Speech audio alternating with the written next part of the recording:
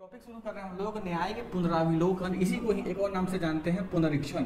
BPSC क्या किया है, पुनरावलोकन के नाम दे करके क्वेश्चन तो पूछा है। हो सकता है कि अब जो क्वेश्चन पूछेगा उसमें पुनरीक्षण दिया हुआ रहे, तो दोनों एक ही है। इसको अंग्रेजी में कहते हैं न्याय के क्या क्या हो जाएगा, जुडिशियल पुनरीक्षण या इसका पुनरावलोकन का रिव्यू, है ना। देखो यह आखिर होता क्या है, पहले हम यह समझते हैं क्या कि न्यायिक पुनरावलोकन कहते किसको है, उसके बाद हम मेन टॉपिक पर जाएंगे। यहाँ पर देखो न्यायिक पुनरावलोकन दो शब्दों से मिलकर के बना है। पहला शब्द है न्यायिक और दूसरा शब्द है पुनरावलोकन। पहले इस न्यायिक को तोड़ने से पहले इसको हम तोड़ के देखते हैं। पुनरावलोकन का मतलब क्या होता है, पुनः, है ना। इसको समझो करके पुनः, है ना। उसका क्या होगा, अवलोकन। अवलोकन पुनः का मतलब क्या होता है, दोबारा। अवलोकन का क्या मतलब होता है, जांच करना, है ना। अब यहाँ बताओ न्यायिक, अब किसका मतलब हुआ शर्मा जी कि किसी भी मामले का दोबारा जांच करना क्या कहलाता है। अगर उसको समझो ध्यान से, किसी भी मामले का दोबारा जांच करना किसके द्वारा, न्यायिक है तो कौन करेगा, न्यायालय करेगा, न्यायालय, है ना। तो किसी भी न्यायालय द्वारा किसी भी मामले को या वाद की दोबारा जांच करना क्या कहलाता है, न्यायिक पुनरावलोकन कहलाता है। अब पल्लवी एक बात बताओ पल्लवी रानी कि न्यायालय हस्तक्षेप कब करेगा किसी भी मैटर में। आप घर बनाएगा तो थोड़ी ना बोलता है। न्यायालय हस्तक्षेप तब करेगा जब हमारे सामने दो मुद्दा उठ करके आएगा। पहला मुद्दा आएगा कार्यपालिका का, है ना, यानी एग्जीक्यूटिव का, और दूसरा मुद्दा किसका आएगा, विधायिका का, विधायिका का यानी लेजिस्लेचर का। विधायिका में क्या हो जाएंगे पल्लवी रानी, दो चीजें हो जाएंगी। या तो केंद्रीय स्तर पर क्या होगा बच्चे, पार्लियामेंट होगा, संसद होगा, या राज्य स्तर पर क्या होगा हमारा विधान मंडल होगा, है ना। अब इसको एक हमने मैप दिखा दिया, अब इसको समझने का हम प्रयास करते हैं। देखो ध्यान से, जब संसद के द्वारा अथवा जब विधान मंडल के द्वारा किसी भी प्रकार का विधि या कानून बनाया जाता है, जब संसद के द्वारा या विधान मंडल के द्वारा किसी भी प्रकार का विधि या कानून बनाया जाता है और यदि वह कानून संविधान में दिए गए किसी भी अनुच्छेदों अथवा उपबंधों के प्रतिकूल प्रतीत होता है, तब न्यायालय उसमें हस्तक्षेप करके या तो उस कानून की क्या बोलता है संसद को, विधानमंडल को कि कानून को तुम फिर से बनाओ, अथवा क्या करता है कानून को वह व्यस्त कर देता है। इसी को क्या बोलते हैं बच्चे, पुनरावलोकन, यानी न्यायिक पुनरीक्षण कह लो या पुनरावलोकन कह लो। अब देखो, अब यहाँ पर हो गया कार्यपालिका। कार्यपालिका का मतलब हो गया क्या, एग्जीक्यूशन जो होता है हमारा लॉ का। जैसे मान लो कि कोई अगर एसडीएम डीएसपी काम नहीं कर रहा हो, है ना, कोई और बड़ी अधिकारी अपना दायित्व का निर्वहन नहीं कर रहा हो या राज्य अपने दायित्व का निर्वहन नहीं कर रहा हो, तो न्यायालय बोलता है ना किसको, अधिकारियों को, राज्यों को कि तुम अपने नागरिकों को सुविधा दो या नागरिकों के मौलिक अधिकार का हनन हो रहा है, तुम ये काम करो। यानी दोनों कंडीशन में जब कार्यपालिका के द्वारा किए गए काम यदि किसी भी नागरिक के मौलिक अधिकार का हनन करता हो अथवा वह विधि सम्मत नहीं हो, तो भी क्या करता है न्यायालय। न्यायालय का मतलब क्या होगा बच्चे, न्यायिक पुनरीक्षण का ये औकात नहीं होना चाहिए। न्यायिक पुनरीक्षण का जो शक्ति है केवल किसके पास में है शर्मा जी, सर्वोच्च न्यायालय, भारत के माननीय सर्वोच्च न्यायालय के पास। तो जब माननीय सर्वोच्च न्यायालय को यह लगता है पल्लवी कि विधायिका और कार्यपालिका के द्वारा कुछ ऐसे काम किए गए हुए हैं जो काम हमारे मौलिक अधिकार का हनन करता हो अथवा संविधान में दिए गए विभिन्न प्रकार के उपबंधों, अनुच्छेदों, अनुसूचियों या भागों का क्या करता है, अवहेलना करता है, सामाजिक आर्थिक न्याय को क्या करता है, कटिंग करता है, या उसको क्या बोल सकते हैं, सामाजिक आर्थिक न्याय की संकल्पना को कम करता हो, तो न्यायपालिका यानी भारतीय सर्वोच्च न्यायालय या तो उस कानून को समाप्त कर देगा या रिव्यू करके बोलेगा इस कानून को तुम फिर से बनाओ। तो इसी प्रोसेस को क्या बोलते हैं ऋतुराज, न्यायिक पुनर्विलोकन कहते हैं, अर्थात या न्यायिक पुनरीक्षण कहते हैं। इंग्लिश में इसी को कहते हैं जुडिशियल रिव्यू।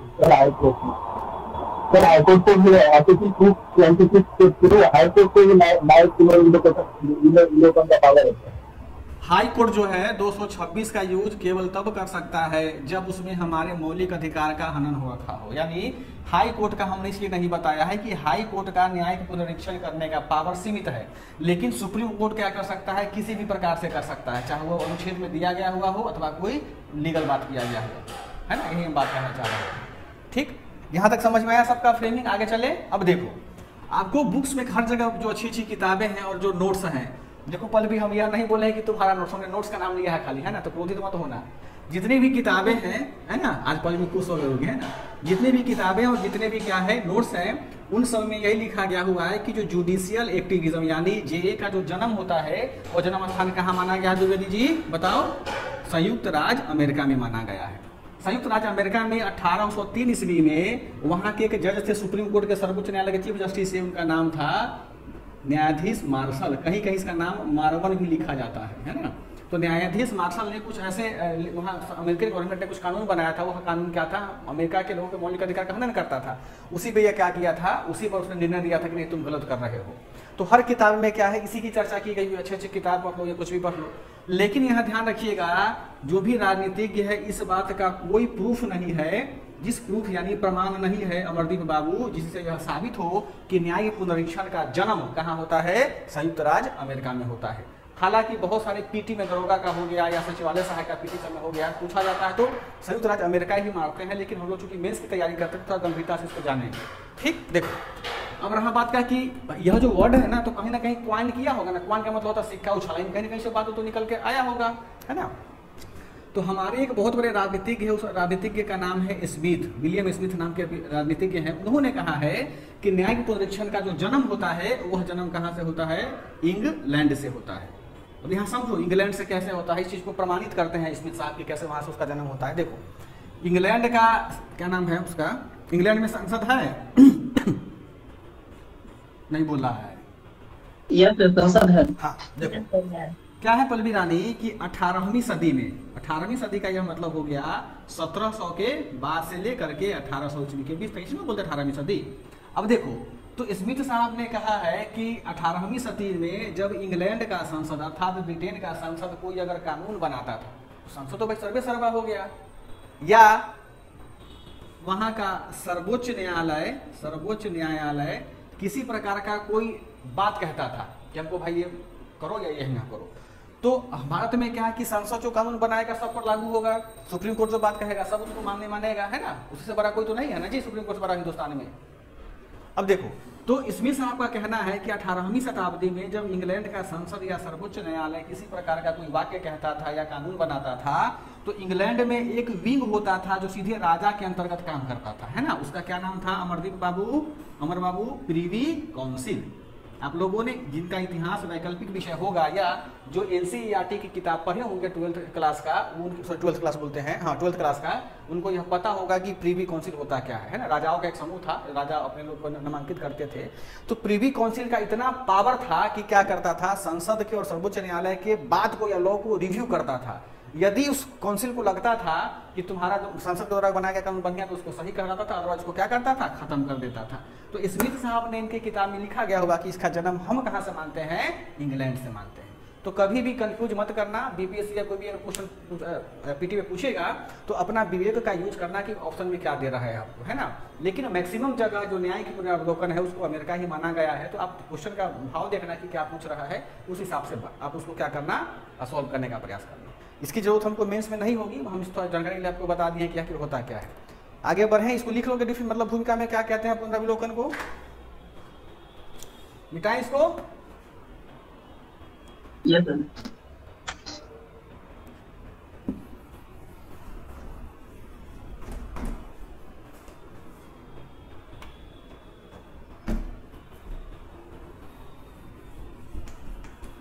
ये तो बहुत छोटा टॉपिक है, तो यदि वाला पढ़ाने के लिए नहीं पढ़ लेते खुद से जी। सर इसका रिलेटेड कई इसमें अनुच्छेद भी है, वो सबसे समझना है।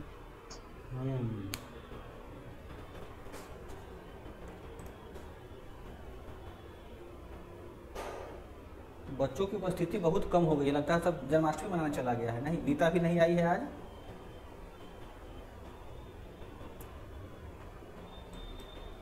चलो देखो अब यह देखते हैं क्या, सबसे पहली बात समझो कि न्यायिक पुनरावलोकन। अब हम देखते हैं कि भारत के संदर्भ में क्या है ना, भारत के संदर्भ में न्यायिक पुनरावलोकन। देखो ध्यान से, भारत के संदर्भ में न्यायिक पुनरावलोकन का मतलब यह हुआ कि भारत के संविधान के किसी भी भाग में, या यूँ समझो कि भारत के संविधान में जुडिशियल रिव्यू का जीआर होगा यहाँ पे, है ना, जूनियर यानी न्यायिक पुनरावलोकन का कहीं चर्चा किया गया हुआ है तो कहीं पर चर्चा नहीं किया गया हुआ, कहीं पर चर्चा नहीं है। अर्थात भारत के संविधान में न्यायिक पुनरावलोकन या न्यायिक पुनरीक्षण का चर्चा चंद्रशेखर जी नहीं किया गया हुआ है। ठीक, जब नहीं किया गया हुआ है तो हमारे लिए इतना महत्वपूर्ण क्यों है जुडिशियल रिव्यू को पढ़ना? हमारे लिए महत्वपूर्ण है, न्यायालय के लिए महत्वपूर्ण हो जाता है, बहुत सारे गवर्नमेंट के लिए महत्वपूर्ण हो जाता है इस न्यायिक पुनरावलोकन को या पुनरीक्षण को समझना।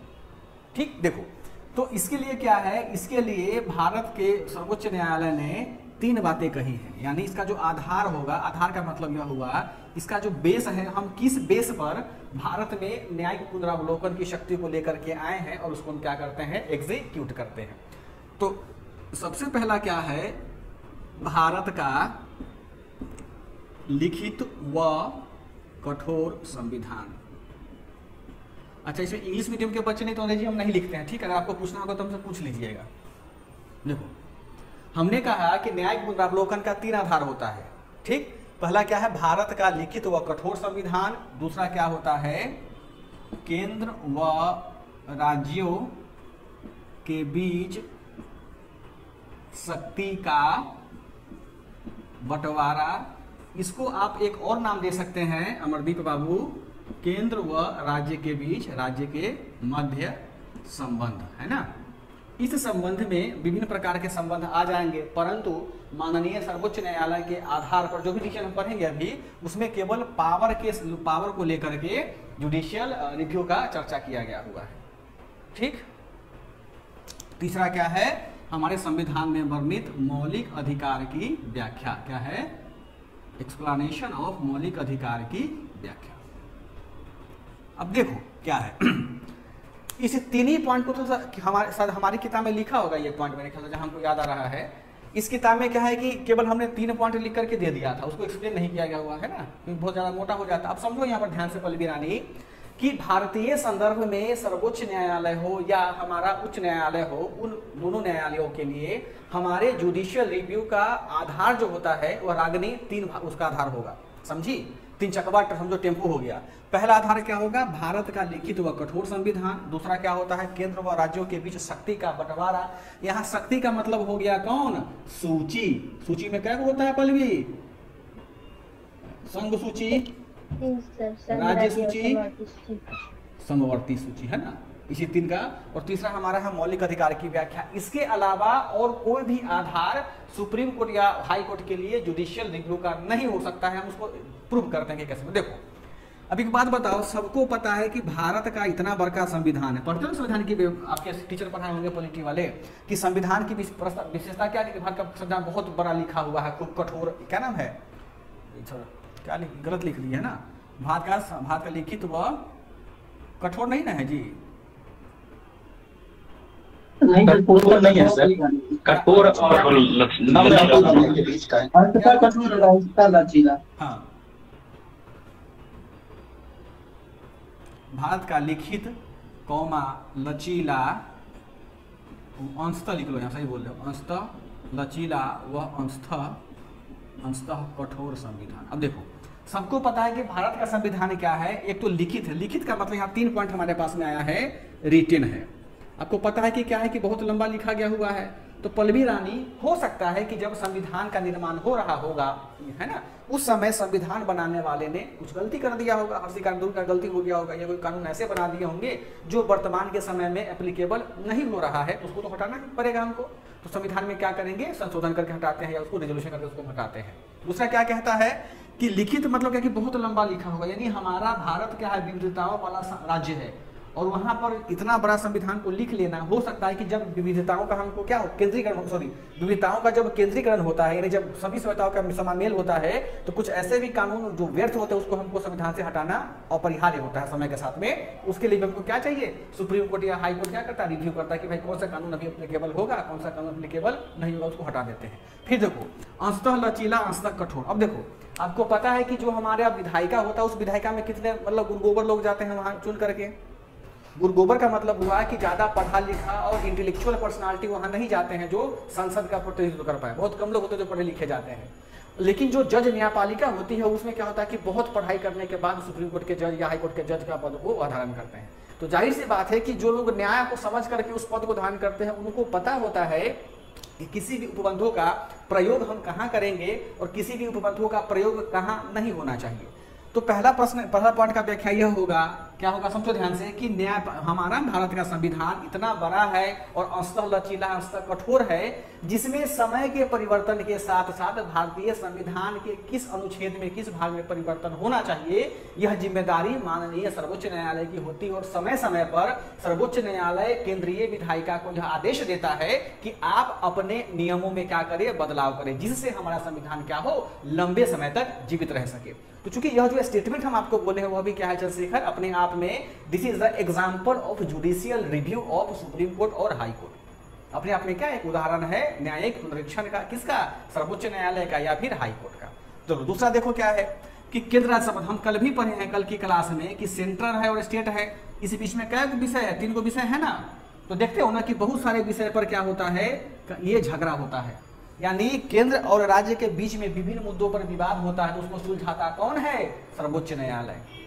जैसे हमको अगर पलवी से झगड़ा होगा तो कौन सुलझाएगा, हाई कोर्ट सुलझाएगा मैक्सिमम, जब नहीं समझ में आएगा तब सुप्रीम कोर्ट जाएंगे। लेकिन जब केंद्र और राज्य के बीच में झगड़ा होता है या किसी भी मुद्दे पर विवाद होता है तो उसको कौन सुलझाता है, सुप्रीम कोर्ट सुलझाता है। अब देखो यहाँ लिखा गया है कि केंद्र व राज्यों के बीच शक्तियों का जब बंटवारा होता है उसके आधार पर भी न्यायिक पुनरीक्षण करते हैं। मान लेते हैं कि संघ सूची में कुछ ऐसे विषय हैं कि जिस पर केंद्र कानून बनाता है, लेकिन केंद्र ऐसा कानून बना दिया जो हमारे किसी भी राज्य के लिए या नागरिकों के लिए हित के लिए बढ़िया नहीं होगा, तो सुप्रीम कोर्ट बोलते कि तुम उसको वापस लो। जैसे देखो अभी एग्जांपल देखो, कृषि कानून बिल है ना, ऐसे बहुत सारे एग्जांपल आपको मिल जाएंगे। बोला सुप्रीम कोर्ट किसको तुम वापस लो, बहुत विद्रोह हो रहा है, हमारे देश में इकोनॉमिक्स डाउन होते चली जा रही है।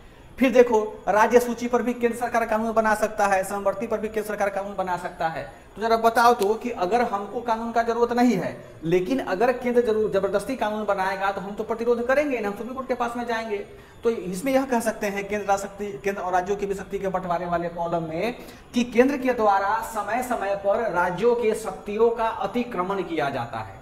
केंद्र के द्वारा समय समय पर राज्यों के शक्तियों का अतिक्रमण किया जाता है और उस अतिक्रमण के पश्चात केंद्र अनावश्यक कानूनों का प्रतिपादन करता है जिसकी उपयोगिता राज्यों के लिए नहीं होती है, अथवा उसको यूटीज को क्या बोलते हैं, केंद्र शासित प्रदेशों के लिए उनकी उपयोगिता नहीं होती है, और जो हमारे नागरिकों के कल्याण के लिए नहीं, उसका कोई मतलब ही नहीं बनता, अपरिहार्य होता है। तो सुप्रीम कोर्ट क्या बोलती है, तुम इस कानून को खत्म करो, बंद करो, रोको। इसी को बोलते हैं रिव्यू करना। कानून मान चलो कि भाई संसद में गलती तो किसी से हो सकती है ना, सुप्रीम कोर्ट से भी कितना बार गलती हुआ है, पढ़ेंगे उसकी आलोचना में हम। तो जब न्यायालय को लगता है कि संसद अपनी सीमा को लांघ रहा है, तो संसद ये सुप्रीम कोर्ट क्या बोलती है कि तुम अपने सीमा में रह करके ही काम करो, उस सीमा को मत लांघो। भाई राज्य को अपना शक्ति संविधान देवे क्या, तो उसके शक्ति को तुम यूज करने दो ना, उसके शक्ति में तुम कहाँ अपना कानून डाल रहे हो, बार बार झगड़ा का कारण बनता है। ठीक, थर्ड में आओ मौलिक अधिकार। आप देखे होंगे कि यह हमारे लिए सबसे महत्वपूर्ण पॉइंट होता है कि सुप्रीम ये क्या नाम है, विधायिका के द्वारा, राज्य विधायिका हो या संसद हो पल्लवी रानी, तो देखिए होना पढ़े हैं बहुत सारा केसेस हम की सरकार के द्वारा जानते हुए तो नहीं करता, लेकिन कुछ ऐसे कानून सरकार बना देती है जिससे गलती से भी क्या होता है, हमारे मौलिक अधिकार का हनन होता हो, तो सरकार ये सुप्रीम कोर्ट उसको क्या बोलती है, हाई कोर्ट की इस कानून को खत्म करो, रद्द करो। जैसे अनुच्छेद 31 था ना, संपत्ति का अधिकार पहले कैसा था शर्मा जी, तन के प्रदूषण का अधिकार था ना, मौलिक अधिकार था। हाँ, लेकिन जब लगा इसको न्यायालय को नहीं, तो भाई मामला गड़बड़ हो जाएगा। अगर हम इसको मौलिक अधिकार कर देंगे तो हमारे भारत में आर्थिक न्याय की संकल्पना लागू नहीं होगा, तो उसको क्या किया, हटा करके उसको निरस्त कर दिया, बाहर कहीं फेंक दिया, कानूनी अधिकार बना दिया। ऐसे बहुत सारे एग्जांपल्स हैं। तो भारत का सर्वोच्च न्यायालय या भारत का उच्च न्यायालय इन तीनों कंडीशन में, यहाँ देखो ध्यान से, जैसे कि क्या नाम है, अरविंद जी ने एक बात उठाया कि सर हाई कोर्ट को भी शक्ति प्राप्त है किसमें, जुडिशियल रिव्यू करने में। तो आप लोग जान रहे हैं कि हाई कोर्ट की शक्ति सीमित है। हाई कोर्ट क्या कर सकता है, केवल और केवल मौलिक अधिकार के हनन होने की स्थिति में ही रिव्यू कर सकता है ना। इसमें कर सकता है हाई कोर्ट, कभी नहीं करेगा, इसमें कर सकता है हाई कोर्ट, कभी नहीं करेगा, है ना। तो इसलिए उसका हमने चर्चा नहीं किया है। हालांकि हाई कोर्ट को भी रिव्यू करने का अधिकार होता है। तो ये 3 चीज समझ में आ गया सबको अच्छे तरीके से कि नहीं समझ में आई, ये बताओ। जी सर, जी सर, आ गया सर। वो कहाँ है क्या ना, पल्लवी बोलते हैं, नीता सर आज पूजा है ना, तो इसलिए। अच्छा, तो कृष्ण जी का कल जन्म हो जाएगा सुबह में? नहीं सर 12 बजे होगा। अच्छा 12 बजे होता है, अद्भुत, अद्वितीय है, गजब। खैर तुम्हारे आस्था का बात है पल्लवी, तुम मानती हो कृष्णा जी को, तो हम कुछ नहीं बोलेंगे, अदरवाइज ये बात अच्छी नहीं होगी, है ना। तो प्रसादी भेजना दोगी हमको जी? हाँ सर भेज देंगे। देखो अब यहां तक समझ में आ गया रागनी। अब देखो, अब हमने पहले कहा है कि न्यायिक पुनराविलोकन या न्यायिक समीक्षा, समीक्षा क्या बोलते हैं, और इसको और नाम कहते हैं, समीक्षा भी कहते हैं इसी को जी, लिख लो यहाँ पे। हमारा क्लास बहुत लंबा हो जाता नहीं चंद्रशेखर, आधे घंटे से 2 घंटा में बताते हैं, यही दिक्कत होती है। इसको सुधार करने का हम कोशिश कर रहे हैं धीरे धीरे, है ना। जैसे केंद्र राज्य संबंध था 4 दिन का क्लास हो गया, लगभग 7-8 घंटे 8 घंटे का लेक्चर हो गया, उतना का लेक्चर है भी नहीं वो, है ना। देखो अब क्या है कि अब हमने पहले कहा कि संविधान में इसका क्या है, चर्चा नहीं दिया गया हुआ है। तो न्यायिक पुनरावलोकन की शक्ति कहां से, यानी न्यायिक पुनरावलोकन की शक्ति यानी माननीय सुप्रीम कोर्ट या हाई कोर्ट जो है अरविंद बाबू, इस न्यायिक पुनरावलोकन की शक्ति कहां से प्राप्त करता है, कहां से लेता है। यानी हम यह कह सकते हैं कि न्यायिक पुनरावलोकन की जो शक्ति है भारत के संविधान में वर्णित तो नहीं है, परंतु भारतीय संविधान के कुछ ऐसे अनुच्छेद हैं रागनी रानी जो क्या करता है, सुप्रीम कोर्ट और हाई कोर्ट को अप्रत्यक्ष रूप से यह क्या देता है, शक्ति देता है कि तुम क्या करो, न्यायिक पुनरावलोकन करो या न्यायिक पुनरीक्षण करो। यहां तक समझ में आया सबको, ये बुझाया यहां तक? जी सर। बताइए तो शर्मा जी कुछ ऐसे कानून का नाम। देखो जैसे एक आर्टिकल हम देखते हैं 13, है ना, आर्टिकल 13, 32, 131, 132, 133, 134, 135, 246 और 226 ये सब चल रहे हैं। ठीक, देखो आर्टिकल 13 क्या कहता है, 13 पहले क्या मौलिक अधिकार है ना।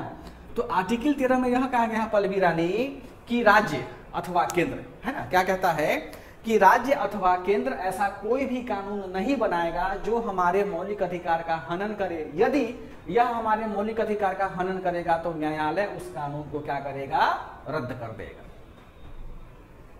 ठीक, कुछ नहीं करना है, किताब में सब लिखा है, नोट मत करो, खाली समझो। ये इसमें क्या कहता है कि स्टेट जो है किसी प्रकार का अगर लॉ बनाएगा, यदि वह लॉ हमारे फंडामेंटल राइट का क्या करता है, हनन करता है या अतिक्रमण करता है, तो हम क्या करेगा, न्यायालय क्या करेगा, उस कानून को, लॉ को निरस्त कर देगा। यह जो कानून को निरस्त करने का जो अधिकार है, पावर है, बताओ तो कैसे आया है ना। यानी सुप्रीम कोर्ट कब कानून को ये करेगा, निरस्त करेगा, जब कानून क्या होगा पल्लवी रानी, कानून बन जाएगा, है ना, कानून बन जाएगा, लागू होगा। जब कानून बन करके लागू होगा और इसके लागू होने पर यदि हमारे फंडामेंटल राइट का क्या हो रहा हो, हनन हो रहा होगा, तभी ना इसको सुप्रीम कोर्ट क्या करेगा, निरस्त करेगा। जी सर। यानी कानून के बन जाने और लागू होने के बाद जब सुप्रीम कोर्ट जब लागू हो जाता है, सुप्रीम कोर्ट को लगता है कि नहीं यह लागू होने के बाद नहीं हमारे एफआईआर को वैल्यूएशन करता है, तो क्या करता है सुप्रीम कोर्ट, इसकी जांच करता है या हाई कोर्ट इसकी जांच करेगा। यदि यह मामला सही पाया गया तो क्या करेगा, निरस्त कर देगा। तो यह जो उसको जांच करने का, ये जांच किया इसके कानून को, तो जांच करने का अधिकार कहां से आया, आर्टिकल 13 से, और प्रत्यक्ष रूप से, है ना। यानी न्यायिक पुनरीक्षण का सबसे पहला प्रमाण भारतीय संविधान के अनुच्छेद 13 में मिलता है, जो सर्वोच्च न्यायालय या उच्च न्यायालय को क्या देता है, राज्य के द्वारा निर्मित किए गए किसी भी कानून को जांच करने का अधिकार देता है। ठीक, अच्छा अब बताओ, अब आर्टिकल 32 क्या कहता है पल्लवी रानी, जो सबको पता है, संवैधानिक उपचारों का अधिकार है ना। यानी देखो इसमें स्पष्ट रूप से कहता है, यदि किसी भी व्यक्ति के या किसी भी भारतीय नागरिक अथवा अन्य विदेशी नागरिक जिनको भारत का मौलिक अधिकार प्राप्त है, भारतीय संविधान द्वारा वर्णित मौलिक अधिकार प्राप्त है, और यदि उसके मौलिक अधिकार का हनन राज्य के द्वारा किया जा रहा है, तो वह व्यक्ति कहाँ जा सकता है अरविंद बाबू, माननीय सर्वोच्च न्यायालय में जा सकता है और बोलेगा कि सर हम देखिए ना कि हम मद्रास राज्य के रहने, तमिलनाडु के रहने वाले हैं, वहाँ की राज्य ने ऐसा कानून बनाएंगे जो हमारे मौलिक अधिकार का हनन करता है, कृपया आप हमको क्या करो, हमारे मौलिक अधिकार को लागू करो। तो सुप्रीम कोर्ट क्या करेगा, उस तमिलनाडु के द्वारा जो कानून बनाया गया है वह कानून को, मौलिक कानून को क्या करेगा, रिव्यू करेगा, जांच करेगा। तो यह रिव्यू कहाँ से निकल के आया, 32 से आया ना, नहीं कुछ बोल रहे हो? जी सर। जी सर। ठीक है शर्मा जी, आप नहीं फार्म भरे हैं ये का? नहीं सर, हम फॉर्म नहीं भरा। ऑडिटर का नवंबर में हो गया है। यस सर, 2 से 4 नवंबर दिया गया है संभावित। बहुत मतलब लंबा समय हो गया है, नहीं अब अच्छे से तैयारी आपकी हो जाएगी। ठीक है, देखो अब क्या है, अनुच्छेद 132 बताओ तो कोई आदमी क्या कहता है, देखो अनुच्छेद 132 क्या है, काफी महत्वपूर्ण आर्टिकल है, समझो ध्यान से सारे बच्चे। अनुच्छेद 132 जो है वह क्या कहता है, वह कहता है कि भारत के सर्वोच्च न्यायालय को, भारत के सर्वोच्च न्यायालय को क्या है, संविधान की व्याख्या का अधिकार है। संविधान की व्याख्या का क्या है पल्लवी रानी, अधिकार है। यानी संविधान की व्याख्या का मतलब क्या हुआ कि संविधान में एक एक लाइन को पढ़ के समझ के जांच करना किसका अधिकार है, सुप्रीम कोर्ट का। इसमें हाई कोर्ट का औकात नहीं है काम करने का, संविधान वाली बात है ना। तो जब व्याख्या का अधिकार है मतलब क्या कि संविधान में कोई भी आर्टिकल दिया गया उसको जज करेगा, जांचेगा, तो रिव्यू हुआ ना। तो अनुच्छेद 132 भी अप्रत्यक्ष रूप से क्या करता है, न्यायिक पुनरावलोकन का अधिकार देता है, किसको, माननीय सर्वोच्च न्यायालय को। आई बात समझ में? जी सर, जो एक अभिलेख न्यायालय जो वही इसी के तहत आएगा ना? क्या अभिलेख न्यायालय नहीं समझे हैं, क्या बोल रही हो? मतलब हम कहीं पढ़े थे मतलब वो सुप्रीम कोर्ट को मतलब जो अधिकार देता है, तो पूरी बात नहीं मतलब बोल रही उसका हो। बनाया हुआ जो भी नियम है वो मान्य होगा शायद। नहीं, तुम्हारी बात हम नहीं समझ रहे हैं और तुम जो बोली वो स्पष्ट नहीं बोल रही हो पल्लवी, है ना। अगर तुम हमें स्पष्ट बताती कि तुम बोलना क्या चाह रही तो हम जब उसका शायद समाधान कर सकते थे, है ना। अभिलेख न्यायालय जो होता है वह होता है डिसीजन को नोट करना किसी डायरी में, कोर्ट का डायरी हो तो उसी को बोलते हैं अभिलेख न्यायालय, है ना। यानी सुप्रीम कोर्ट, डिस्ट्रिक्ट कोर्ट का, हाई कोर्ट का, या जो भी कोर्ट नीचे के कोर्ट्स होंगे उनके निर्णय को अगर वो वाद सही होगा तो उनके निर्णय का रेफरेंस लेकर के वो डिसीजन दे सकते, उसी को बोलते हैं अभिलेख न्यायालय, है ना। तो वो इसी में आएगा, आर्टिकल 132 में ही आएगा, है ना। लेकिन यहाँ देखो पल्लवी ध्यान से कि यदि हाई कोर्ट हो या लोअर कोर्ट हो या डीसी हो, डिस्ट्रिक्ट कोर्ट हो, इन तीनों को अधिकार है संविधान की व्याख्या करने का? नहीं है ना। नहीं सर, नहीं है। लेकिन यदि हाई कोर्ट हो, लोअर कोर्ट हो या डिस्ट्रिक्ट कोर्ट हो कि कोई ऐसा निर्णय देता है, कोई ऐसा निर्णय दे देता है जो हमारे फंडामेंटल राइट का क्या करता है, हनन करता है, तब हम कहाँ जाएंगे, तब हम जाएंगे सुप्रीम कोर्ट में। तब वह क्या करेगा, सुप्रीम कोर्ट रिव्यू करेगा। यानी ऐसी स्थिति में हाई कोर्ट हो, डिस्ट्रिक्ट लोअर कोर्ट हो, डीसी के द्वारा दिए गए निर्णय अभिलेख को क्या करेगा, जज करेगा। इसमें एक अपवाद क्या है कि संविधान में व्याख्या करने का इसके पास अधिकार नहीं है, तो संवैधानिक निर्णय को निरस्त कर देगा, है ना। या वैसा होगा तो क्या करेगा, अपने पास मंगवाएगा या हाई कोर्ट को ट्रांसफर कर देगा। ठीक जी सर। अब देखो ये बताओ 137 क्या कहता है। अरविंद जी बहुत लगातार बोले, बताइए तो अरविंद बाबू, थोड़ा सा प्रकाश डालिए इस पे टॉर्च लेकर के 137 पर क्या कहता है। 137 क्या मतलब? 137, 35 नहीं 37 है सर। राजनेता जो है कोई अपील वगैरह को सब उसका रिव्यू करता है सर। नहीं न्यायालय का जो अपील होता है उसका रिव्यू करता है। नहीं, गलत बात है। देखिए यहाँ पर आर्टिकल 137 क्या कहता है, 137 क्या कहता है कि माननीय सुप्रीम कोर्ट को, समझो ध्यान से, माननीय सुप्रीम कोर्ट को यह अधिकार है कि वह अपने ही निर्णय को क्या कर सकता है, अपने ही निर्णय की पुनः जांच कर सकता है। यह बहुत ही ज्यादा महत्वपूर्ण अनुच्छेद है। बताओ अब देखो तो पल्लवी रानी, सुप्रीम कोर्ट में भी आदमी ना बैठता है ना। मान लो कि सुप्रीम कोर्ट कोई कानून बनाता है, उससे अगर गलती होगा और उनको बाद में लगेगा कि नहीं हमने तो गलती कर लिया है, तो उसको अच्छा आदमी का मतलब क्या होता है। जैसे पल्लवी जा रही है, पल्लवी को हम धक्का मार दिया, हम बोलेंगे सॉरी मैडम, ये नहीं होगा अच्छा इथिक्स हुआ। यानी हमने अपनी गलती को माना कि पल्लवी जा रही रोड पे, हमने उसको धक्का मार के हमने गलती किया, हमने अपोलाइज किया उसको। तो सुप्रीम कोर्ट भी क्या करता है, बहुत सारे ऐसे डिसीजन है जो अगर वो डिसीजन गलत देता है और बाद में पता चलता है कि भाई यह गड़बड़ किया है, तो सुप्रीम कोर्ट क्या करता है, अपने निर्णय को लिए क्षमा नहीं मांगता है, बल्कि निर्णय को क्या करता है, दोबारा जस्टिफाई करके वो क्या करता है, एग्जीक्यूट करता है। एग्जाम्पल समझ लो ध्यान से। एक केस था गोलकनाथ बनाम पंजाब राज्य, पढ़े हो ना। इसमें क्या कहा, इसमें कहा था ना गोलकनाथ में कि सुप्रीम क्या संसद को मौलिक अधिकार में किसी भी प्रकार का संशोधन करने का अधिकार नहीं है, बोला था ना। ठीक, अब देखो इसी के कुछ दिन बाद 1973 में कौन सा केस होता है, केशवानंद भारती होता है ना, केशवानंद भारती। पहले क्या गलती किया पल्लवी रानी, पहले गोलकनाथ वाले केस में क्या बोला सुप्रीम कोर्ट की संसद को संविधान के मौलिक अधिकार में संशोधन करने का या संविधान के किसी भाग में संशोधन करने का अधिकार नहीं है जो उसको मौलिक अधिकार से जुड़ा हुआ हो। लेकिन गोलकनाथ को तक दिया गया था ना, अधिकार दिया गया था, जो बाद में केशवानंद भारती मामले में बताया गया कि नहीं, संविधान के मूल अधिकार में संशोधन सही बता रहे हैं सर, वही है। पहले का वाला में जो है ना 1951 वाला में था कि मतलब अधिकार है, फिर वो 60 वाला में जो पंजाब बरात वाला है उसमें जो सर बता रहे हैं वही है कि नहीं है अधिकार। और वो जो फिर 73 में सुप्रीम कोर्ट फिर अपना डिसीजन को रिव्यू कर दिया, मतलब जो है कि भाई संशोधन कर सकता है लेकिन मूल अधिकार का जो बेसिक स्ट्रक्चर है उसमें संशोधन नहीं कर सकता। सब सही बताना। गोलकनाथ में क्या कहा शर्मा जी, इसमें कहा कि तुमको संशोधन करने का अधिकार नहीं है, ठीक, फंडामेंटल राइट्स में। लेकिन जब समय बीतता चला गया तो केशवानंद भारती वाला केस में क्या करता बोलता है सुप्रीम कोर्ट कि आप संशोधन कर सकते हैं। जरा बताओ पल्लवी रानी, पहले क्या बोला, पहले बोला कि एफआर क्या है स्टैटिक, इसमें तुम संशोधन नहीं कर सकते, संसद को बोल दिया। लेकिन संशोधन नहीं करने का बोला गया। हाँ। फिर इसमें बोला गया कि उसमें संशोधन किया जा सकता है बशर्ते मतलब उसके बेसिक स्ट्रक्चर में कोई चेंज ना किया जाए। और बाद में क्या बोला केशवानंद में कि तुम संशोधन हल्का फुल्का क्या कर सकते हो, हल्का फुल्का कर सकते हो। देखो मिटा दिए यहाँ पे हल्का फुल्का।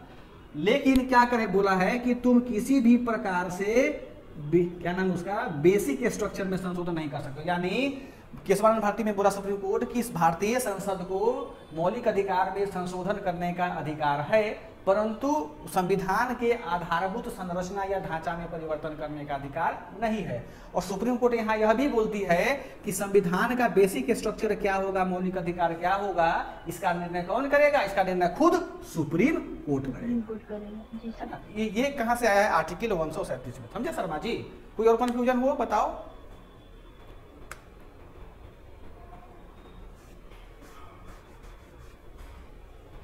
इसको मिटा आगे चले। जी सर। आप लोगों को छुट्टी चाहिए पीटी के लिए, बोल देना है ना।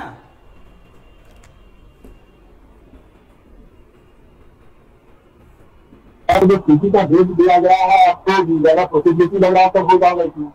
हाँ हो जाएगा, वो हो जाएगा है ना। तो काम दिला गया हम लोगों को, पीटी अभी तक कितना 2% वाला किया है सर, इसके इंडस्ट्री में कौन पैसा और कैसा आएगा तो वो तो थोड़ा देखना पड़ेगा। क्या हम लोग दे रहे हैं क्योंकि जैसा आप बता दीजिएगा, क्योंकि पढ़ाना तो हम ही को है और पढ़ाए भी हैं, जैसा ये नहीं है। अब फिर बाद में तो पढ़ाई करेंगे हम पीटी के बाद में, लेकिन पीटी निकालना जरूरी है आप लोगों को, है ना।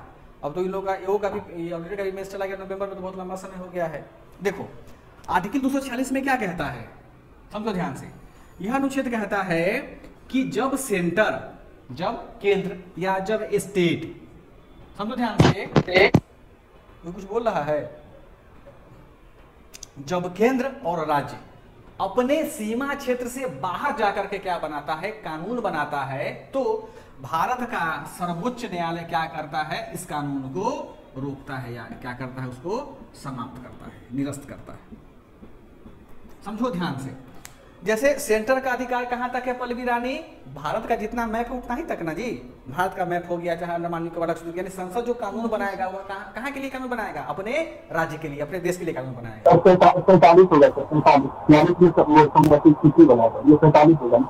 होगा। क्या कह रहे हैं सर, आर्टिकल 245 होगा सर, 6 के जगह 5 होगा सर। ये 245 सही है सर। वो केंद्र और संसद और विधानमंडल दोनों केंद्र जब कानून बनाती है तब जो यदि झगड़ा होता है तो सही है सर। 246 के तहत सुप्रीम कोर्ट ही जो है वो रिव्यू करता है। यही है, देख लीजिएगा उसको। देखो तो जब भी केंद्र को, सुप्रीम कोर्ट को लगता है कि भारत अपना सीमा क्षेत्र से बाहर जाकर के क्या बनाता है, कानून बनाता है, तो वह कानून को निरस्त कर देगा। और जब भी राज्य, कोई भी राज्य हो, बिहार हो, उड़ीसा हो, अपने सीमा क्षेत्र से बाहर कानून बनाएगा तो वह क्या निरस्त कर देगा। इसको समझते हैं ध्यान से। भारत अगर मान चलो कि प्रेम बसा करके पाकिस्तान के लिए कानून बना दे, संभव होगा ऐसा पल्लवी रानी? नहीं होगा। ये तो मतलब पाकिस्तान के संप्रभुता कानून हो गया तो सुप्रीम कोर्ट क्या बोलेगा, तुम पगला गए, तुम उसको बंद करो, कानून को क्या करो, खत्म, निरस्त करेगा। अब बिहार सरकार कहाँ कानून बनाएगा, बिहार में कानून बनाएगा कि झारखंड के लिए कानून बना देगा, है ना। कहने का मतलब यह हुआ कि बेसिकली 246 क्या कहता है, सुप्रीम कोर्ट लिमिट में रहने के लिए बोलता है किसको, सभी राज्यों को और केंद्र को, कि आप अपने लिमिट में रह करके क्या बनाएं, अपने लॉ का क्रिएशन करें, लॉ को मेक करें। ठीक है, आगे चलें। Yes sir. चलो अब आर्टिकल देखो 368, देखो आर्टिकल 368 क्या है बताइए कोई आदमी।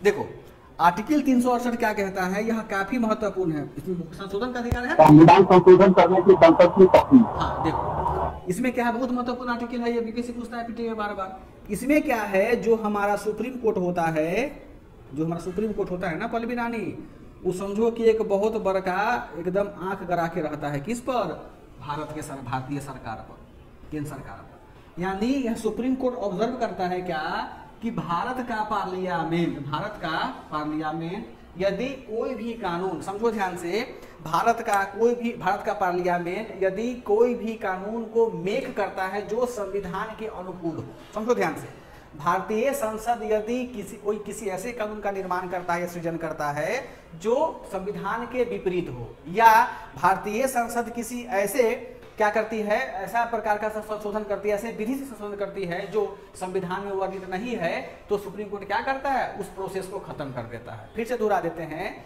यदि भारतीय संसद संविधान में दिए गए प्रावधानों के अनुसार संविधान संशोधन नहीं करती है तो सुप्रीम कोर्ट क्या करेगा, उसको समाप्त कर देगा। या भारतीय संसद कोई संविधान के प्रतिकूल कोई लॉ मेक करता है संशोधन करके, तो भी क्या करेगा, भारतीय संसद उस कानून को निरस्त कर देगा।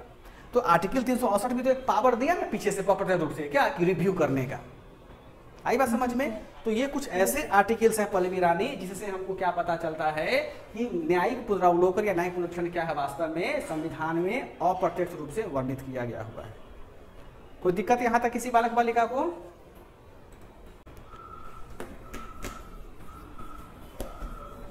अब देखो, अब हम यह देखते हैं पल्लवी रानी कि जो न्यायिक पुनरावलोकन है ना, न्यायिक पुनरावलोकन है वह आजादी के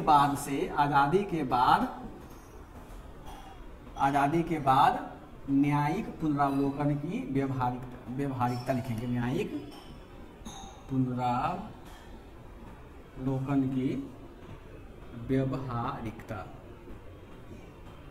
देखो व्यवहारिकता का मतलब यह हुआ पल्लवी रानी कि क्या न्यायिक पुनरावलोकन का जो पावर दिया, ये सॉरी मतलब अप्रत्यक्ष जो पावर मिलता है सेंटर को, कि क्या उससे कुछ फायदा हुआ है, मतलब हमारे एग्जीक्यूशन में या भारतीय स्तर पर कुछ बेनिफिट्स मिला है। तो देखो हमको बोलेंगे, हाँ हम क्या बोलेंगे कि हाँ इसको मिला है। देखिए सबसे पहले समझिए कि यानी अभी हम यह समझेंगे कि न्यायिक पुनरावलोकन का सफल प्रयोग कहाँ किया गया, ऐसे समझ लीजिए सफल प्रयोग कब कब किया गया। तो देखो सबसे पहले हम जानते हैं क्या, सबसे पहले हम देखते हैं 1950 का घटना देखते हैं। ठीक, देखो 1950 में क्या है, आपको पता है कि तुरंत हम आजाद हुए थे, है ना। तो भारत सरकार ने 1950 में एक कानून लागू किया था, उस कानून का नाम है निवारक नजरबंदी कानून। लिख लो उसको, क्या नाम है उसका, निवारक नजरबंदी कानून। देखो भारत सरकार ने 1950 में एक कानून पारित किया कि निवारक नजरबंदी कानून। अब क्या होता है ये मत पूछना क्योंकि फिर ये बहुत लंबा चला जाएगा। आप समझ सकते हैं निवारक का मतलब क्या होता है कि तुम्हारे ही घर में तुमको क्या करना, बंद कर देना है, कि बात समझ लो आप, है ना। जैसे पल्लवी की स्वतंत्रता हमको छीना था, पल्लवी को क्या करेंगे, घर में खाना पीना देंगे, ऐसे नहीं, उसको बाहर नहीं घूमने जाने देंगे, बना दिया ऐसा। बेसिकली यह जो कानून था ना वो पॉलिटिकल अप्रोच को क्या करने के लिए, सार्थक करने के लिए लागू किया गया था। तो बाद में क्या हुआ, सुप्रीम कोर्ट ने भारतीय संसद के द्वारा पारित यह इस नियम को क्या किया, रिव्यू किया अरविंद बाबू, और बोला क्या, यह कानून तो भाई साहब बहुत गलत है। गलत क्या है कि यह कानून संविधान में दिए गए अनुच्छेद 14 क्या कहता है, स्वतंत्रता के अधिकार का क्या नाम, समानता का अधिकार है ना जी, समानता का, हाँ, अनुच्छेद 14 वर्णित समानता के अधिकार का क्या करता है, हनन करता है, यानी मौलिक अधिकार का हनन करता है। तो माननीय सर्वोच्च न्यायालय ने केंद्र को ऑर्डर दिया कि तुम इस कानून को क्या करो, खत्म करो। तो बाद में सरकार ने क्या किया, इस कानून को खत्म कर दिया। ठीक, फिर देखिए, अब हम पहला तो पॉइंट देख लिए, दूसरा पॉइंट हम देखते हैं कि केंद्र सरकार जब आजाद हुई थी तो आपको पता था कि उस समय सरकार के पास पैसा नहीं था ज्यादा, है ना, गरीब था हमारा हिंदुस्तान। ठीक, तो केंद्र सरकार ने 1947 और 1954 में क्या किया, कंजिक्यूटिवली, यानी देख रहे हैं 57-54 7 साल के बाद में क्या किया, इनकम कैसे लिखते हैं, इनकम टैक्स एक्ट पारित किया, यानी आयकर अधिनियम क्या किया, पारित किया। और इस आयकर अधिनियम का जब तुम पढ़ोगे गूगल करके तो बहुत ऐसा था ना कि जिससे हमारे समाज में विद्वेष ही फैलता, मतलब समझो क्या कि एकदम व्यवस्था फैलता बहुत ज़्यादा। तो सरकार को जब सुप्रीम कोर्ट को लगा कि यह इनकम टैक्स अधिनियम जो है वास्तव में लोगों के आर्थिक विकास को रोकता है, समझो ध्यान से, इनकम टैक्स जो अधिनियम है संविधान में की प्रस्तावना में वर्णित आर्थिक न्याय को क्या करता है, संकुचित करता है, रोकता है। तो सुप्रीम कोर्ट ने क्या किया, इसको अवैध घोषित किया, बोला कि भारत सरकार तुमसे गलती हुआ है, तुम इसको क्या करो, खत्म करो। सरकार ने क्या किया, इसको भी वापस ले लिया। क्लियर हुआ। फिर आते हैं बाबू, देखो 1951 में मद्रास सरकार ने भी क्या किया था, मद्रास प्रांत सर ये कब आया था, 54 में या इनकम टैक्स अधिनियम जो बताया अभी? Good question. ये 47 में भी आया था और 49 में भी आया था। एंड लिखा, इसका मतलब होता है और। जी सर, जी ठीक है। दोनों कानून को क्या किया, 47 में जो टैक्स का अधिनियम बना था पल्लवी रानी, वो लगातार 48, 49, 50, 51, 52 और 53 यानी 6 साल तक लगातार चलता रहा। टैक्स सरकार भरवाया लोगों से, लेकिन जब इसको रिव्यू करके 1954 में कुछ लगाया तो सुप्रीम कोर्ट को लगे भाई ये भी अधिनियम गलत था, तो इसको अवैध कर दिया। फिर बोलेगा पैसा वापस दो सरकार को, सरकार को पैसे नहीं है ना, अवैध कर दिया। अब 1951 में क्या होता है, मद्रास सरकार में क्या करता है, एक कानून पारित करता है। बताइए तो कोई कानून, उसका क्या नाम है? देखो बहुत अच्छा कानून का नाम है कैसे उसको लिखते हैं, सांप्रदायिक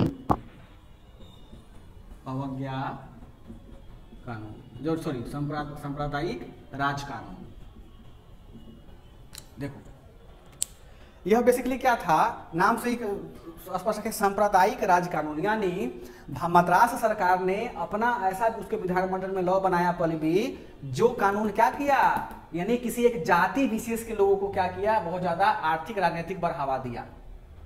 समझो ध्यान से, सांप्रदायिक का मतलब क्या होता है कि समाज में दंगा फसाद की स्थिति उत्पन्न हो रही है ना, हुआ समाज बेसिकली। तो मद्रास सरकार ने अरविंद बाबू ऐसा कानून बनाया कि जो किसी जाति विशेष के लोगों को राजनीतिक उत्थान करता था, आर्थिक उत्थान करता था, शैक्षणिक उत्थान करता था, बाकी लोगों को छोड़ दिया, तो समाज में फैल गई चीजें।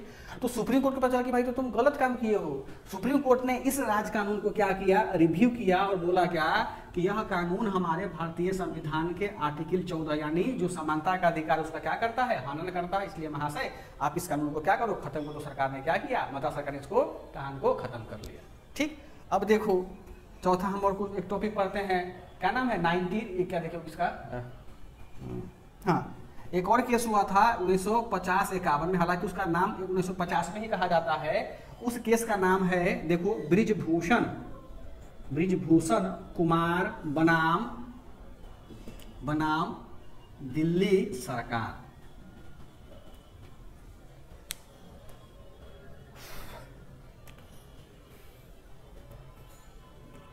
देखो ब्रिजभूषण कुमार बनाम दिल्ली सरकार में क्या कहा, 1950 में हुआ था, 85 मान के चलते हैं हम लोग। इसमें यह कहा गया था जो प्रेस की स्वतंत्रता है ना, बेसिकली क्या था कि दिल्ली सरकार ने एक ऐसा कानून बनाया था उस समय में, बोला था कि तुम कोई भी न्यूज़पेपर अगर छापोगे तो तुमको दिल्ली सरकार से पहले अप्रूवल लेना पड़ेगा, तब जाकर के तुम क्या करो उस न्यूज को छापोगे। तो याद करो कौन कौन एक पढ़े थे ना, हिस्ट्री में सब पढ़ाए होंगे आपको, मतलब तानाशाही वाला हो गया कि भाई अब अखबार का मतलब क्या होता है कि मेरी जो मर्जी हम वो नहीं छापेंगे लोकतंत्र की स्थापना करने के लिए। ब्रिजभूषण साहब ने सरकार पर केस कर दिया, दिल्ली सरकार पर केस कर दिया सुप्रीम कोर्ट में कि सर बताइए हम पेपर छापने वाले हैं, हमको अभिव्यक्ति का अधिकार है कि नहीं है, हमको जो मन करेगा हम छापेंगे ताकि लोकतंत्र का हमारा क्या हो, बहाली हो। लेकिन दिल्ली सरकार बोलता नहीं, तू पहले हमको दिखाओ। तो जब यह मामला सुप्रीम कोर्ट में पहुंचा अरविंद बाबू, तो सुप्रीम कोर्ट ने बोला कि भाई दिल्ली तो तुम थेथराई कर रहे हो। तो सुप्रीम कोर्ट ने क्या कहा, इस कानून इसको इस विवाद में ब्रिजभूषण साहब की जीत हुई और क्या बोला कि प्रेस की स्वतंत्रता का अधिकार एक मौलिक अधिकार है और प्रत्येक व्यक्ति को अपने अभिव्यक्ति को व्यक्त करने का, चाहे वह लिखित रूप से हो, मौखिक रूप से हो या सांकेतिक रूप से हो, क्या कर सकता है, अपने अधिकार का यूज कर सकता है। बेसिकली क्या था, ब्रिजभूषण कुमार बनाम दिल्ली सरकार में प्रेस की स्वतंत्रता के अधिकार को क्या किया गया, पल्लवी रानी स्थापित किया गया और उसको सही माना गया। अभी देखोगे आज क्या तारीख है जी, 19 तारीख है ना, यहाँ देखो 18 अगस्त 2022 को माननीय नीति आयोग ने, उनको तो माननीय बोलते भाई, उनके तो भाई चेयरमैन बहुत अलग अलग आदमी है, आप लोगों ने पेपर में पढ़ा होगा कि 18 अगस्त 2022 को, कल का बात बताते हैं, नीति आयोग ने एक क्या किया है, एक लेटर जारी किया है, लेटर जारी किया है, एक उसको क्या बोलते, तो सरकारी लेटर हो गया ना, लेटर जारी किया है। और यह बोला है क्या कि नीति आयोग का, इसका तो अपना टाइपिंग विंग होता है ना जी, कुछ रिपोर्ट प्रकाशित किया जाए, कुछ बोल दिया, तो यह बोला क्या कि यदि कोई भी समाचार जो नीति आयोग से संबंधित हो, समझो ध्यान से, कोई भी समाचार जो नीति आयोग से संबंधित हो या नीति आयोग का जो प्रेस होगा, वह कोई भी आर्टिकल छापने से पहले वह क्या करेगा, नीति आयोग के चीफ एग्जीक्यूटिव ऑफिसर यानी सीईओ को दिखाएगा, और यदि सीईओ क्या करेगा, उसको अप्रूव करेगा, तभी वो आर्टिकल क्या होगा, ओपन रूप से सोशल मीडिया में जाएगा या छप करके जाएगा। ये भी एक तानाशाही का रूप है। आई बात समझ में? सेम केस हो सकता है यहाँ पर आएगा, वो हम आगे पढ़ेंगे हम लोग देख करके। ठीक, फिर देखो, फिर पांचवा देखते हैं 1967 में, है ना, कौन सा केस हुआ था, गोलकनाथ का, है ना, देखिए कि बताइए कि गोलकनाथ का केस क्या है। फिर देखो 1973 में किसका केस हुआ था, केशवानंद भारती का, ये भी पता है आपको, जो भी पहले हम डिस्कस किए हैं। मिटा इसको, मामला है हाँ वो भी डाल सकते हैं, वो भी इसका मामला है, जुडिशियल रिव्यू का ही मामला है उसका, है ना। बेटा इसको कल भी समझ में आ रहा है अच्छे से? जी सर। समझ लो, है ना, समझिएगा, जरूरी है। पढ़ाई तो किताब से करिए लीजिएगा आप लोग, लेकिन मामला को समझिएगा ना, तब नहीं इलेक्शन लड़ोगी आज कल के समय में मुख्यमंत्री का, लड़ोगी ना। बेरोजगारी संघ मामला क्या था सर, मुझे बता दीजिए। बेरोजगारी संघ मामला जो 1960 वाला है, जिसमें जो है राष्ट्रपति जो है 143 के शुरू से तब न्यायालय से ये मांगा हुआ था, मतलब बड़ा मांगा था, ये 2 लाइन में बस बता दीजिए। उसको हम स्टडी करेंगे तब बता पाएंगे अच्छे से, हम स्टडी नहीं किए हैं उसको अच्छे से, है ना, तो हल्का ऊपर बताने से कोई मतलब बनता नहीं है, है ना। हम भी वही बताएंगे जो आप अभी बोले हैं, तो उसको बढ़िया कि आप स्टडी कर लेंगे तो हम उसको डिस्कस कर लेंगे आपको, है ना। अब देखो, फिर हम आते हैं 8वां पॉइंट में कि शक्ति कहाँ से मिलता है। अब आते हैं 1983 में। ठीक, 1983 में क्या होता है, एक बहुत अच्छा केस होता है हमारे यहाँ, है ना। भारत सरकार के द्वारा क्या होता है, फौजदारी कानून पारित किया जाता है। फौजदारी कानून का मतलब क्या हुआ पल्लवी रानी? सर जो जैसे कि किडनैपिंग हो गया या चोरी हो, सबसे बहुत अच्छा, देखो इसको समझो ध्यान से। 1983 में सरकार ने, केंद्र सरकार ने क्या किया, फौजदारी कानून को क्या किया, पारित किया। ठीक, और फौजदारी कानून का धारा 303, 302 क्या कहता है, 302 ना है, मृत्यु दंड देता है शायद। जी सर, हत्या के मामले में। तो धारा 303 को क्या किया, सुप्रीम कोर्ट ने इसको अवैध माना। समझो ध्यान से, 1983 में केंद्र सरकार के द्वारा पारित किया गया फौजदारी कानून के धारा 303, यहाँ धारा लिखना, धारा 303 को सरकार ने क्या किया, अवैध माना। अब धारा 303 क्या था, देखो इसमें यह कहा गया था, मान के चलो कि पल्लवी रानी को, पल्लवी को क्या है, पल्लवी है, अपने क्लास की बच्ची है, उस पल्लवी को क्या है, मान के चलते हैं उम्र कैद की सजा है, उम्र कैद की क्या है, सजा है। तो यदि यह पल्लवी किसी कारणवश तो जेल में काटेगी, लेकिन यदि इस पल्लवी क्या की, अपने जेल में ही किसी की हत्या कर देती है, हत्या कर देती है, या जब पैरोल पर बाहर आती है, पैरोल पर, तो बाहर में किसी की हत्या कर देती है, तो धारा 303 यह कहता था कि उम्र कैद यानी उम्र कैद की सजा पाए व्यक्ति के द्वारा यदि हत्या की जाती है तो उसको तुरंत क्या दिया जाएगा, मृत्यु दंड दिया जाएगा।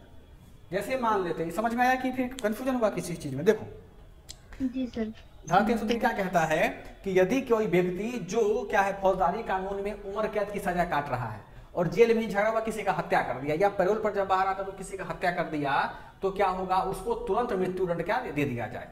लेकिन सुप्रीम कोर्ट बोला कि भाई साहब ये तो गड़बड़ है, यानी एक ही व्यक्ति को क्या मिला, दोहरा सजा मिला ना, एक ही व्यक्ति को दोहरा सजा मिला। तो सुप्रीम कोर्ट बोला कि नहीं, वह पहले से क्या काट रहा है, उम्र कैद तो काट ही रहा है, तो पहले वाला सजा उसको पूरा होगा, उसको मृत्युदंड नहीं दिया जाएगा। यानी अगर कोई व्यक्ति उम्र कैद की सजा काट रहा है, अगर वो खूब खचाखच खून भी करेगा तो उसको मृत्युदंड नहीं मिल सकता है। जैसे तुम्हारे सांसद आनंद मोहन जी, है ना, कल परसों न्यूज में हम लोगों का आई बात समझ में, तो लगा ना सुप्रीम कोर्ट भाई बताओ दो कि कितना अच्छा काम किया, ये गलत चीज है, तो उसको क्या किया, अवैध घोषित कर दिया।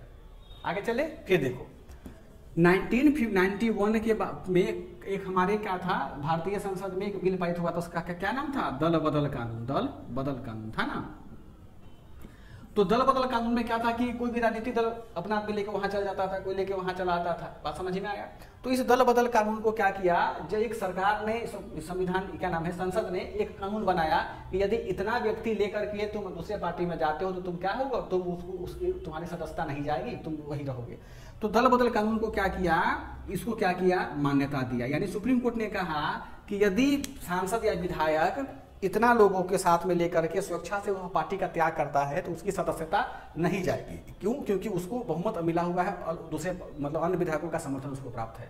यदि तुम अकेले जाओगे तो सदस्यता क्या खत्म हो जाएगा, लेकिन 5-7 लोगों को लेकर के जाओगे, स्वेच्छा से वह जा रहा है। कुछ लॉज में पढ़ना, अपने कानून वाले उसमें लिखा गया हुआ है, तो उस कानून को संसद ने क्या किया, मान्यता दिया। जैसे मान लो कि कन्हैया कुमार भी कांग्रेस में उसको कल को घुटन होगा तो वो अपने समर्थक के साथ में कहाँ जा सकता है, मिल करके भाजपा या किसी और में मिल सकता था। इस कानून को क्या दिया उसने, सुप्रीम कोर्ट ने मान्यता दिया। ठीक, अब देखो इसको मिटाएं, फिर देखो 10वां कि सुप्रीम कोर्ट ने, सर्वोच्च न्यायालय ने अपने बहुत सारे निर्णयों में जब भी रिव्यू किया गया है 14(1) का, 19 का और अनुच्छेद 31 का, देखो सुप्रीम कोर्ट के द्वारा जब कभी भी आर्टिकल 14(1) का, 19 का या 31 का जब भी रिव्यू किया गया है तो इस रिव्यू के माध्यम से क्या किया है, सुप्रीम कोर्ट ने क्या किया है, हमारे फंडामेंटल राइट का क्या किया है, रक्षा किया है। साथ ही साथ इस 3 अनुच्छेद के माध्यम से सुप्रीम कोर्ट ने क्या किया है, स्त्रियों व बच्चों के अधिकार की क्या किया है, अधिकार का रक्षा किया है ना। अब देखो कि इतना चीज जब हम पढ़े हैं तो हम क्या जाने हैं कि न्यायिक पुनरावलोकन ठीक है संविधान में वर्णित नहीं किया गया है पल्लवी रानी, लेकिन हमारे संविधान के ये सारे जो अनुच्छेद हैं वो अनुच्छेद कहता है ना कि आपको संविधान में क्या है, संशोधन करने का अधिकार है। गलत करते हो तो तुमको सरकार सुप्रीम कोर्ट क्या करेगा, रिव्यू करेगा। आई बात समझ में, आई समझ में सबको? अब देखो आपके पास किताब है, उस किताब में आलोचना लिखा हुआ है, यानी क्रिटिसिज्म 5-6 लाइन का है। उस आलोचना को वहां क्या करना, पढ़ लेना है ना, क्योंकि वही चीज हम बताएंगे। देखो आलोचना में क्या समझ लो ध्यान से, आलोचना में क्या लिखेंगे कि सुप्रीम कोर्ट कई बार उत्साह में ऐसे निर्णय दे देता है जिसको कि बाद में परिवर्तित करना होता है, तो लोगों के द्वारा उसकी आलोचना की जाती है। जैसे कौन से केस में, गोलकनाथ केस में हुआ ना शर्मा जी, पहले बोला गया कि तुम फंडामेंटल राइट में किसी प्रकार का अधिकार संशोधन नहीं कर सकते हो, बाद में सुप्रीम कोर्ट क्या बोलता है, संशोधन करो लेकिन फंडामेंटल राइट का बेसिक स्ट्रक्चर को चेंज मत करो, तो लोग उसका मजाक बनाने लगा है ना। फिर देखो 2003 में सुप्रीम कोर्ट ने कैसा निर्णय दिया कि हड़ताल करने का अधिकार गैर कानूनी है। बताओ 2000 आलोचना में क्या लिखेंगे, 2003 में सुप्रीम कोर्ट ने निर्णय दिया कि हड़ताल करने का अधिकार कैसा है, गैर कानूनी है, यानी अगर तुम हड़ताल करोगे तो तुमको क्या करेगा, पुलिस गिरफ्तार कर लेगा। ये बताओ कहीं से लॉजिक बैठता है शर्मा जी, नहीं ना बैठता है। इस पर भी क्या हुआ, फिर बाद में सुप्रीम कोर्ट ने बोला कि नहीं, हड़ताल करने का अधिकार आपका कानूनी अधिकार है। वहां भी सरकार सुप्रीम कोर्ट का क्या बन गया, मजाक बन गया। अब फिर देखो अगर आलोचना में क्या लिखेंगे, संसद यदि कोई कानून बनाता है ना, संसद अगर कोई भी कानून बनाता है तो सुप्रीम कोर्ट को यदि लगता है कि वह कानून हल्का सा सुई के नोक के बराबर भी अगर फंडामेंटल राइट का क्या करता है, हनन करता है, तो सुप्रीम कोर्ट क्या करता है, उस संसदीय कानून को खत्म कर देता है। तो इससे क्या होता है शर्मा जी, न्यायपालिका और विधायिका के बीच में क्या बढ़ता है, प्रेम बढ़ता है कि टकराव बढ़ेगा पल्लवी रानी, सामंजस्य बढ़ता है भाई। शर्मा जी भांग खाए हो क्या? देखो संसद कोई कानून बनाता है, सुप्रीम कोर्ट उसको क्या किया, निरस्त कर दिया, तो संसद सुप्रीम कोर्ट में प्यार होगा कि नफरत होगा? तब तो नफरत होगा। तब तो आप बोल रहे हैं कि मतलब सौहार्द बढ़ेगा। सर 42वां संशोधन जो था वो भी इसमें आ सकता है? हाँ वो भी इसमें आएगा पल्लवी रानी, है ना। फिर देखो बहुत सारे ऐसे आलोचना क्या लिखेंगे, बहुत सारे ऐसे सुप्रीम कोर्ट के द्वारा दिया गया निर्णय है जो क्या था, जो राजनीति से प्रेरित माना जाता है। बहुत सारे एग्जाम्पल्स आपके पास, ये सब आलोचना किताब में दिया गया, आप उसको लिख लेना। ठीक, अब बताओ, अब एक महत्वपूर्ण चीज है जो आपके बुक में नहीं दिया गया होगा, वो पूछा जाता है कि महत्व है ना, यानी इसका इंपोर्टेंस क्या होता है। बताओ सुप्रीम कोर्ट बोलते हैं न्यायिक पुनरावलोकन का महत्व कैसे आप लोग डिफाइन करेंगे। देखो क्या बोलेंगे, सबसे पहला महत्व लिखेंगे कि सर्वोच्च ये सुप्रीम कोर्ट क्या करता है, न्यायिक पुनरावलोकन के माध्यम से नागरिकों के अधिकार व हितों की क्या करता है, रक्षा करता है ना। इतना जो केस पढ़ रहे हैं वो उससे क्या समझ में आता है, क्या है नागरिक अधिकार और उसी तरह का क्या है, और सरकार पे नियंत्रण भी हो सकता है। हाँ सरकार के मनमाना पर भी लिख सकते हैं। अच्छा पॉइंट बताइए पल्लवी रानी कि सरकार के मनमाने कामों पर क्या करता है, नियंत्रण करता है। पहला महत्व हो गया।